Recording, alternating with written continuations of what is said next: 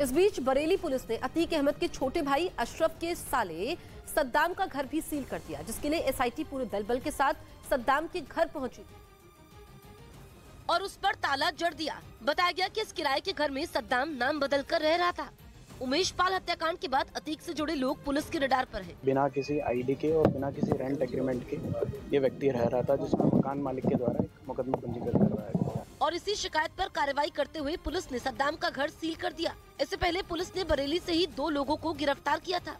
इन दोनों पर अतीक के भाई अशरफ से जेल में गैरकानूनी तौर पर बिना आईडी के मिलने का आरोप था।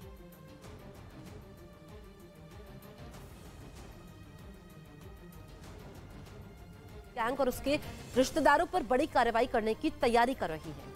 बताया गया कि बाहुबली अतीक अहमद पर कुल 187 आपराधिक केस दर्ज हैं, जिसमें अतीक पर अकेले धोखाधड़ी के ही 115 आपराधिक मुकदमे हैं, जबकि अपहरण, हत्या, गैंगस्टर और एनएसए यानी राष्ट्रीय सुरक्षा कानून के तहत 50 केस हैं। वहीं एसटीएफ ने अतीक गैंग के 34 लोगों की भी क्राइम कुंडली खंगाली है, जिसमें उसके परिवार के लोग और रिश्तेदार मिलाकर कुल 13 लोग शामिल हैं।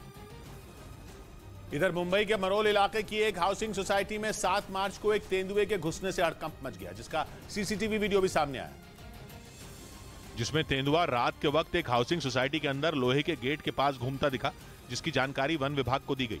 रिहायशी इलाके में 7 मार्च को घुसे इस तेंदुए को 2 दिन बाद यानी 9 मार्च को पकड़ा जा सका। उधर ज़ेलेंस्की की मदद के लिए यूरोपियन यूनियन ने बड़ा प्लान तैयार किया, जिसके तहत ये तय हुआ कि यूक्रेन के लिए यूरोपियन यूनियन के देश मिलकर हथियार जुटाएंगे, जिसके लिए यूरोप के देश स्वीडन की राजधानी स्टॉकहोम में एक बैठक हुई, जिसमें यूक्रेन में गोला बारूद की कमी पर सभी देशों ने चिंता जताई। इसी बैठक में यह तय हुआ कि यूरोपियन यूनियन के सभी देश मिलकर यूक्रेन को 1 बिलियन यूरो यानी करीब 8,700 करोड़ रुपए की आर्थिक मदद करेंगे, जबकि नए हथियार और गोले खरीदने के लिए अलग से इतनी ही रकम की व्यवस्था की जाएगी। और इस प्लान को 20 मार्च को यूरोपीय संघ के विदेश मंत्रियों और रक्षा मंत्रियों की बैठक में अंतिम रूप दिया जाएगा।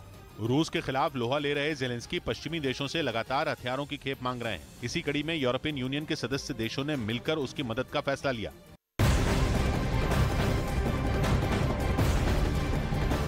राजस्थान में पुलवामा शहीदों की पत्नियों का विरोध प्रदर्शन रुकने का नाम नहीं ले रहा है। उस विरोध प्रदर्शन को लेकर सचिन पायलट ने बिना नाम लिए सीएम अशोक गहलोत पर निशाना साधा है। उन्होंने जोर देकर कहा कि ऐसे मामलों को संवेदनशील दिखाना चाहिए, शहीदों के परिवार की मांगों को बैठकर सुना जाना चाहिए। कोई भी कारण रहा हो, उनकी बातों को मानना, ना मानना, जायज रखना, ना रखना, केंद्र सरकार, राज्य सरकार, वो विषय बात का है।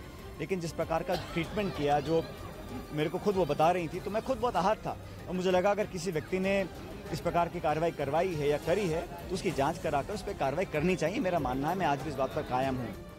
जम्मू में एक महिला डॉक्टर की चाकू गोद कर हत्या के बाद हंगामा हो गया। कत्ल का आरोप जौहर महमूद नाम के उनके ही दोस्त पर लगा, जिसकी खबर मिलते ही बजरंग दल के कार्यकर्ताओं ने सड़क पर उतरकर हंगामा और प्रदर्शन शुरू कर दिया। इस दौरान उन्होंने पुतले भी जलाए। सुमेधा नाम की डॉक्टर की हत्या का आरोप उनके ही दोस्त जौहर महमूद पर है, जिस पर बजरंग दल का गुस्सा भड़क गया।